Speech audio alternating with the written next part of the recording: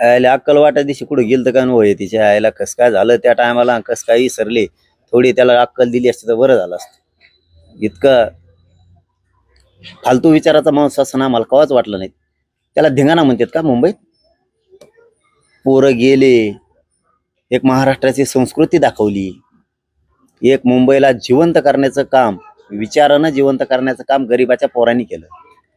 ग्रामीण महाराष्ट्रातले पोरं गेले, खरं मालक हे आहेत मुंबईचे, बाकीचे पाहुणे आहेत तिथं आलेले. त्यांना दाखवलं. त्याला गोंधळ म्हणतो का? याला जर परंपरा आपली संस्कृती कळत नाही धर्माची, ती आपले खेळ येत.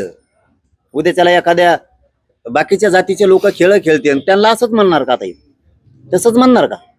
तो यार काही संस्कार आहेत का नाही? हे महाराष्ट्रात शोभतच नाही गड्या. हे तिकडं नेपाळच्या त्याच्यात लोकांत शोभत आहे, तिकडं नेऊन सोडून दिलं पाहिजे. हे जाणार नागालँड फॅगालँड नाहीत का तिकडे, हे बरेच आहेत ना, इंग्लंड आमकी तमकी, त्याच्यात सोडून द्यायला पाहिजे.